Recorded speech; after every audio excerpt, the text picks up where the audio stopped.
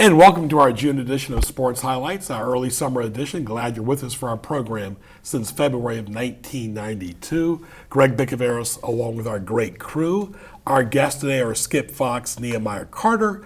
Our show airs on Mondays at 7 a.m., 2 p.m., and 7 p.m., weekends at 9 a.m. on Cox Cable 47, 517, NNPSTV.com, YouTube, and all over social media. Tell your friends and share. Skip Fox, Director of Tennis, City of Hampton, good to see you. Thank you, Greg, for having me. You went to Menchville High School, but how did you get involved in tennis? Well, living in the city of Newport News, tennis is a sport that, you can play at any time, and there are a lot of tennis courts around. So I was lucky enough to be introduced to tennis through Coach Harvey, who's still at Huntington Park today. Right, and you and I both played for Marvin Hitchbath. Yes, sir. I played for him in Ferguson, you played for him at Menchville. Yep. Well, talk about your style of play. Do you still play much, or are you doing more teaching and instructing now? A lot more teaching now. Every now and again, I get a chance to play in our local PTPA tournaments, which is our Community Tennis Association, which runs tournaments from May to early October. So I try to get out there every now and again to play.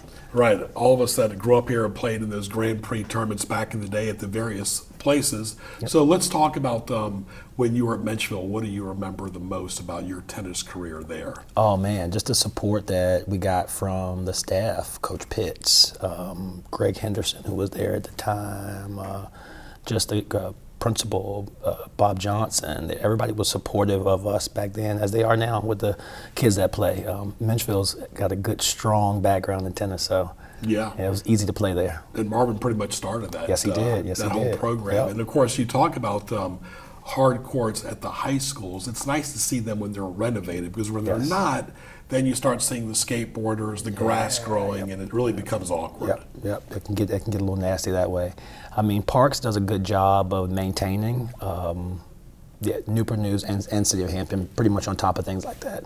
Nets and fences and windscreens. Sure, we're in the middle of the summer. This is a great time, folks, locals and tourists both, to play the wonderful sport of tennis. We love tennis here. We've done it on TV before. Just a great avenue for exercise for young and old both. Way to stay fit, yep. It's a sport to stay healthy. It really is. Now let's talk about playing on hard courts compared to clay. There's also grass, but there's not many grass courts around here. I guess you could go play in your backyard.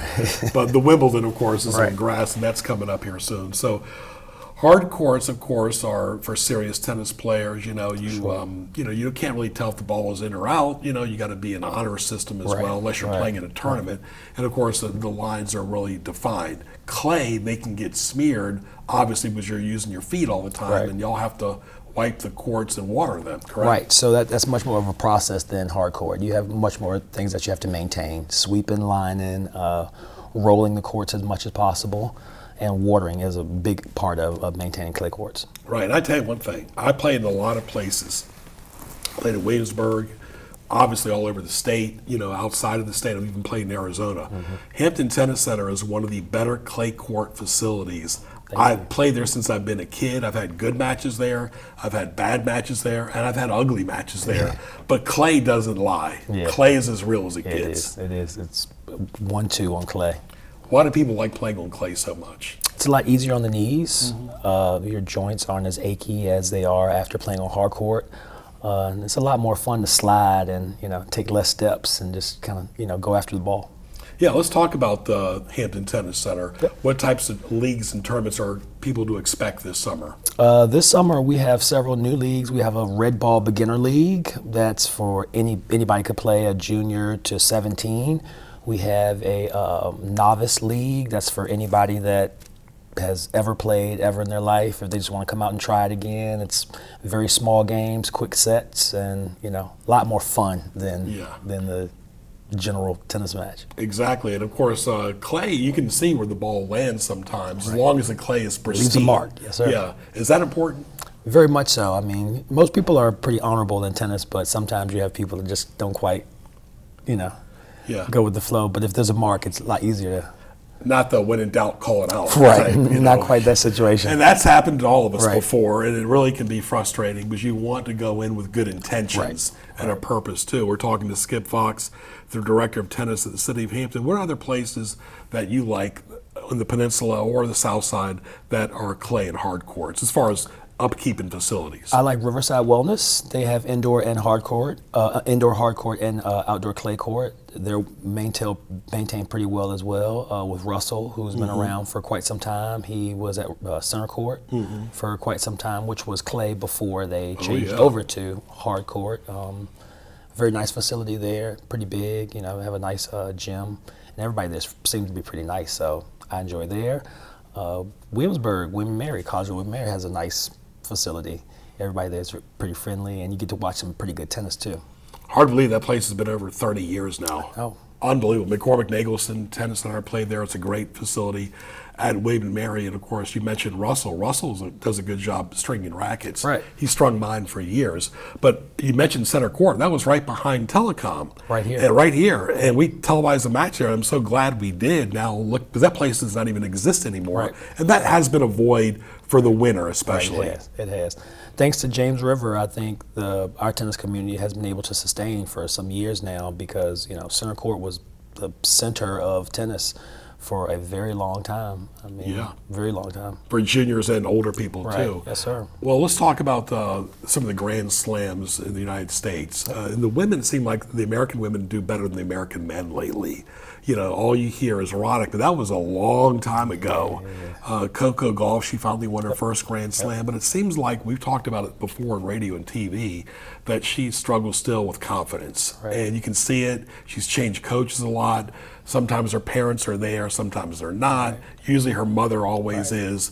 But let's talk about Coco Gauff and how would you help a player like her?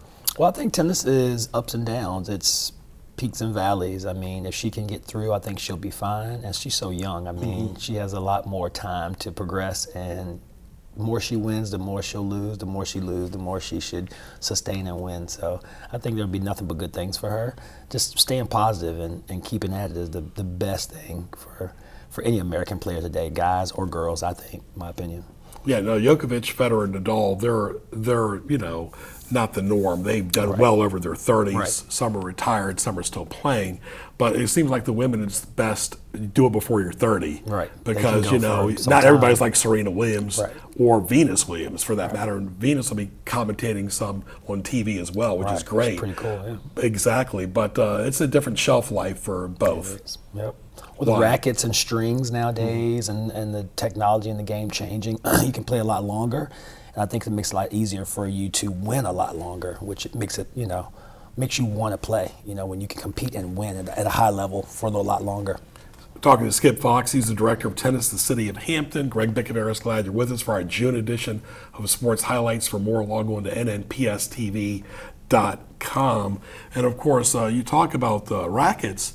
There are some people in the pros that change their rackets every set, every other set. They generally don't lose or use the same racket 2 matches in a row. That ain't going to happen. Yeah. But there are people around here that haven't changed their rackets in 20 or 30 years that just changed their strings. We're lucky enough to have very good stringers in this area. Tom Ornoff, who is the manager and director over at Newport News, he strung at the Open, and he still strings rackets daily. Harvey strings rackets daily, Russell.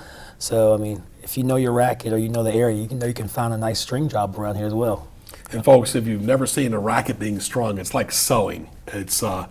My grandmother was good at that, but that's not easy. It's an art for that. That is. And back in the day, people used to use metal rackets too. You don't see them as much anymore. I mean, not at all. Very, very rarely would you see somebody playing with that. Their arm would be as big as this table, I'm sure, if they play with a metal racket. The way you swing now, yes, sir. The old T2000s and T3000s. Goodness, you can Google image both of those. Connors used to play with that back in the day. As we're talking to Skip Fox. All right, let's talk about singles and doubles. It seems like doubles sustains a lot longer. It's more social. Singles, you know, it's just you and the other person. It's like an island out there. You take your water breaks, but talk about the comparison of singles and doubles. Well, singles is a much more strategy game. Well, both have a lot of strategy going with them, but doubles is a social sport, a game. You'll find more of that in your areas, communities. Competition-wise, I think more people are into watching singles because it's just a faster pace. I tend to like doubles because of the age. I mean, when you're younger, you can get out there and play a lot longer and grind a little more, but either is very healthy. Doubles is just healthy because you have to work with a partner, so it's good communication, kind of, keeps it social. Yeah, talking to Skip Fox, director of tennis, city of Hampton. But the good thing is it's good exercise, like you said, for the mind, body, and the spirit. right. There's nothing like being out there in a 2 out of 3 set match, getting a good sweat, drinking your water, staying hydrated, because it really does clear your mind up, too. It does. It does. It's healthy to be out there in the air, in the sun as well, and vitamin D. Talk about what you've done at Hampton Roads Academy. So I was the JV coach under Marvin Hedgepeth, who is still there now. We did very well our first year. I think we went 8-1, which was very good. After leaving, my whole team went up to varsity, so I'd like to think that was a pretty good feat for me there. Right. That's a very good school, very good tennis program, and again, Hedgepeth is doing a very good job of growing tennis. Now, Newport News, our varsity kids play from the 9th to 12th grade. Yes, sir. Yep. Now, at a private school, they can play in the 8th grade, correct? They can, yep. So they can play for 5 years. They can. Yeah, I remember Holden Knight played at Peninsula Catholic. He was a very good tennis player, too. And, so it's amazing how, time doesn't wait for anybody. Yep. But like you said, the difference between singles and doubles as well. All right, let's talk about the big apple in the room here. Let's talk about pickleball. When you ride by back in the day, you would see people playing tennis on all the courts, public courts, private courts, whatever. Right. Now you're seeing courts like at Back Creek Park in Yorktown. A lot of them just have pickleball courts. And really, and then you see on TV Agassi playing them, and Steffi Graf, and you see amateur hackers playing them too as well.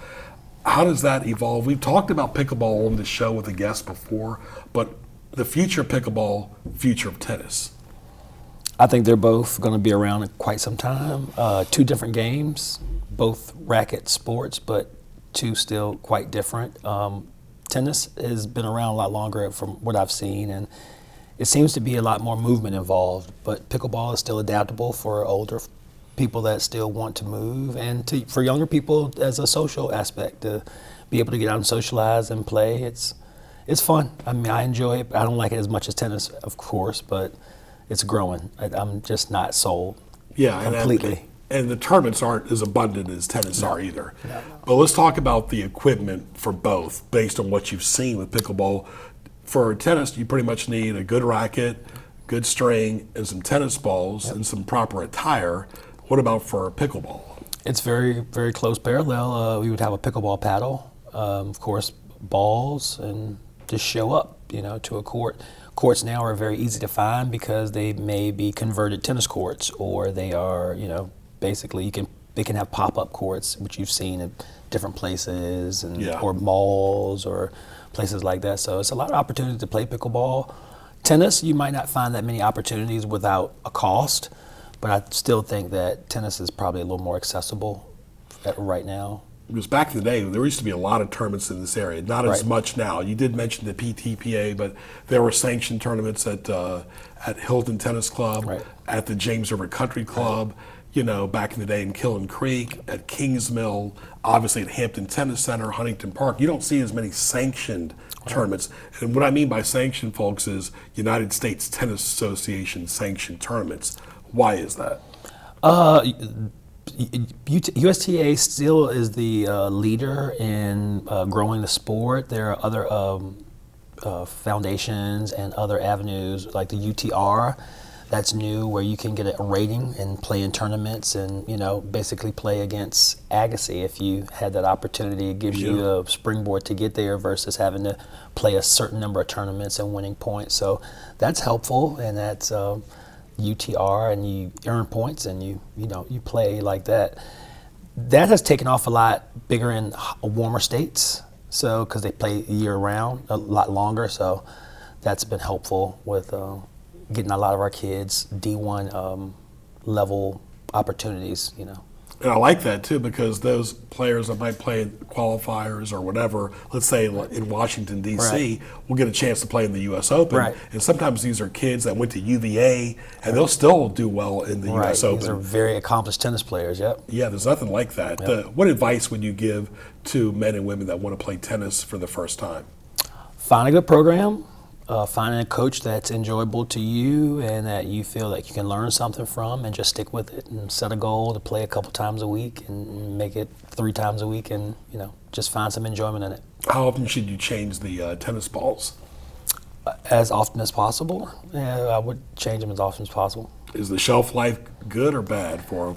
It just depends nowadays. Recently, I found that I like an American-made ball, which is a diadem, versus other ones that are not. So, it's your preference. And I've seen different color tennis balls over the year. I've seen the Times green have ones changed. back in the day. Wimbledon played with the white tennis balls. Yeah. Haven't there been orange tennis balls too? Yes. There's Pink. I prefer the regular yellow, As well, green. yes. It's kind of like the Gatorade drink, that type of tennis ball. But Lemon tennis definitely is a sport for a lifetime, and it's basically to get out there and play, and you never know. And there's good places to watch tennis too, right? Yes. It's always enjoyable to watch the tournament that you put on year to year. That's always a good one. And like I said, any tournament that the PTA puts on, that's our local community tennis association. That's always a good time. Yeah, we played my mom's tournament since 2001. We've done it on TV and radio over the years in the past, and this is the, we had it at Warwick High School this past year. Right. We've had it everywhere, Yep. Hampton Roads Academy, and it's a sport for everyone. It's all inclusive. That's what I like about it. Well, Skip, thank you for your time, your talent, and your treasure, enlightening us about tennis. You went to Menchville High School, so you know the area very well, and keep swinging that racket. Thank you, man. Very good. All right, stick around for our next guest, Nehemiah Carter. I want to thank Skip Fox, the director of tennis for the city of Hampton, who has done a great job as a player, also now as a teaching instructor and a guidance for Hampton Tennis Center. Stay tuned.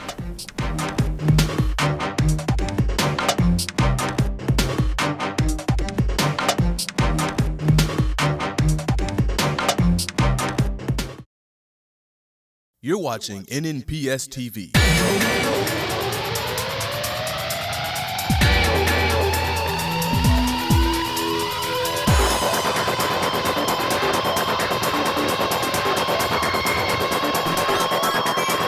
Catch sports highlights on Mondays at 7, 2, and 7, and on Saturdays and Sundays at 9 a.m. Visit us online at nnpstv.com to view all your favorite episodes. NNPS TV, watching education happen.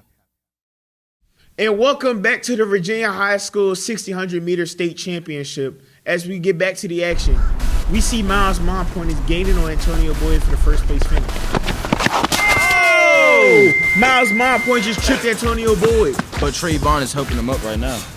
Trayvon is helping him up, as Trayvon just sacrificed his third place finish to help out Antonio Boyd. Yeah, that right there is kindness and excellent sportsmanship right there by Trayvon.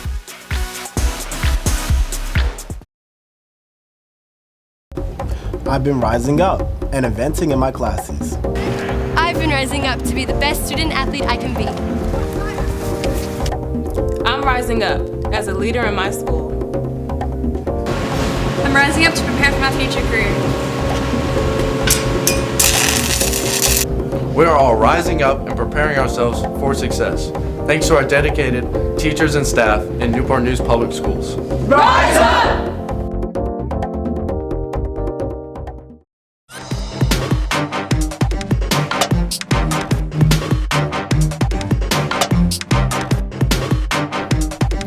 And welcome to our second segment of our June edition of Sports Highlights right here on NNPS TV. Hope you enjoyed our first guest, Skip Fox. Our next guest is Nehemiah Carter. He's the head boys volleyball coach at Heritage High School. He's also a 2019 graduate of Heritage. Good to see you. Thanks for having me, Greg. I appreciate it. My pleasure. How did you get involved in volleyball? So I have been playing volleyball for quite some time. I started my first year of volleyball in middle school in 8th grade, and then I went on to play at the varsity level for Heritage High School, and it's just been a part of my bloodline ever since then. It's been history. I even played in college at Eastern Mennonite, so I've constantly just been around volleyball. It's a great sport, too, because you really don't need a whole lot other than the ball itself, the net, of course. But how would you recommend somebody practice volleyball before they play? There are tons of drills that you can do at home with just yourself and a ball. I recommend if you're just getting into the sport, doing a lot of ball-to-wall drills to practice, just substantiating a strong platform, or just getting your hands warmed up against a wall as well will help a player prepare themselves. Right, and also there's now middle school volleyball and varsity volleyball, and middle school volleyball can be competitive. Yes, I also coached at the middle school volleyball level as well, and it's just really growing within every area and every facet. And I would say that players just looking to get involved, just try it, see if you like it, and you might actually learn a lot. So you coach the Heritage boys team. Talk about your middle school coaching. Where at? Yes, I coached at Achievable Dream Middle School. This was my second year with them as well, and we did pretty well. The team was a lot newer to fundamental volleyball versus just hitting a ball over a net in one touch. So sure. So we learned a lot of how to play structured, organized ball this year, and we did really, really well. And so much important too, Nehemiah, body language, your posture, because if somebody's got their head down, they could miss the ball. I'm impressed, especially at the varsity level and the middle school level, how long the rallies last for. Yes, there are really, really long rallies. I had a past one this season that lasted for 1 minute and 30 seconds. Just players throwing themselves at the ball, going after each ball, and just competing long. It just really was amazing to see. And it's still in the parameters of that court. Yes. That's not easy either. Not at all. and talk about it, 6-on-6 at the middle school and varsity level? Yep, 6-on-6 at both levels. You typically have a certain structure that you obviously want to have on the floor, and any ball that is touched by a player, and let's say it does go out of the parameters of those specific lines, you can have players who can go after them to try and keep the rallies going. Right. What advice would you give to somebody that wants to play volleyball, because it's such a fun sport? The advice I would give them is just be confident. I think that is one of the main primary keys to any sport. Mm-hmm. If you go in thinking that you can do it, you can do anything you put your mind to. Be confident and go and try it, and you'll be good. Yeah, very good, because the court dimensions are the same for high schools. Mm-hmm. What about middle schools? The court dimensions are the same. I will say one thing that differs with middle school and high school is in high school you're going to have much more of a structured, kind of more organized court setup versus where in middle school you sometimes play on PE poles versus the actual in-ground volleyball net poles. Right. It's not easy playing outdoors because of the weather. Correct. Especially you see the beach volleyball during the summer, but in California by the waves. But just trying to maintain your feet and your legs in the sand is totally different. Yeah, so that's actually a really good point to make. I think sand volleyball helps a lot of indoor volleyball players be a lot quicker on their feet because you kind of have to be. With sand volleyball, there's only 2 people, so you have to work twice as hard to get after those balls. All right, you've coached Heritage for 2 years fully. You're going into your 3rd year, of course, and also Achievable Dream. Talk about your first 2 years. What kind of experience was it at Heritage? It was a full roller coaster ride, I would definitely say. I came right out of college and I just hit the ground running. And I think it was the players that really just transcended my expectations. Of course, they had already had a coach before me, so they weren't used to my structure of coaching and expectations, but they were pretty acclimated pretty quickly on how to play some good ball, and they impressed me. Sometimes you see the players using their flat hand, other times their fist. I guess they have to think of that on the spot, right? Yes, they do. They do have to think on the spot for a lot of things. A lot of things, of course, is just their personal playing style versus what, of course, I advise to do. But a lot of things are spur of the moment. Yeah, exactly, because you got to think on your feet, just like tennis as well. We heard from our first guest, Skip Fox. But as far as the volleyball, over the years, it seems like, especially in the Olympics, that women's volleyball has been more popular than men's volleyball. But both are co-eds and both play. Right, correct. Yes, I actually enjoy watching the women's game a lot more, which is kind of surprising to a lot of people. The women's game is just a lot more fundamentally and defensively sound, and it will help a lot of people learn those defensive skills needed to be better in that area of volleyball. And it's a fine line, too, good point, where you've got to be a little proactive as a team player, but to put that ball away to avoid those 1 day long rallies, you've got to sometimes spike it, right? Yes, absolutely. And that is one of the things that I also like to coach my players to do, just generating power. Don't go up there and tip it, put the ball on the floor.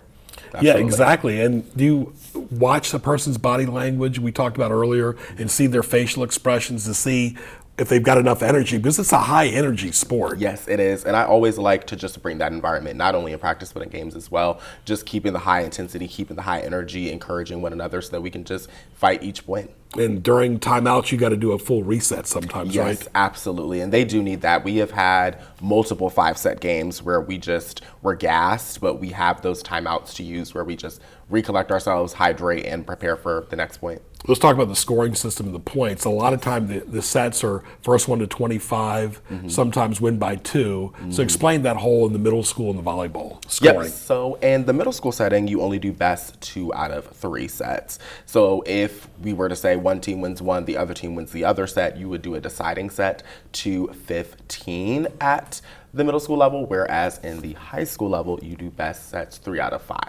And that could be a duration. Correct. Because you go to 5 sets, it's about who's in shape better sometimes. Yep, it's about who can outlast 2, and sometimes that game could last anywhere between 1 hour and 30 minutes to 2 hours. And I can tell you from experience from tennis, because it's like volleyball, that your mind can wander, and if it starts wandering in that 5th set, you're done. I mean, you're thinking about dinner, you're thinking about your vacation. you're gone from it. You played out so long, you're worried about the next school year already. But you got to, part of the volleyball thing is too closing the deal. You got to close. You have to close out, and that was one of the big things that we struggled with this year, I will say. We just would get in too many long rallies where we didn't usually need to be there, and so that was one of our primary focuses: getting in, getting out, handling business early. And also too, knowing the court dimensions too, because if you hit it too far in that serve, the serve is a double-edged sword. It is. You can get it in, and you can score 5 points in a row, or get it out that first shot. Yep. And then it changes the momentum. I always like an aggressive serve. It's risk versus reward. I'm more of a controlled risk serve person. If you want to control that serve and put it in, do it, but don't just go haywire. Very good. Well, thank you for enlightening us about the sport of volleyball. We look forward to your success, both at Achievable Dream and, of course, at your alma mater. Yes, thank you so much, Brad. Very good. I want to thank our guest today, Skip Fox, the Director of Tennis at the City of Hampton, Nehemiah Carter, Head Boys Volleyball Coach at Heritage High School, and our wonderful crew right here at NNPS Telecom. So for Ray Price and the great shows, let's welcome our June show in the books right here as we guide into summer and look forward to the next school year as well. I'm Greg Bicaveras. We'll talk to you soon.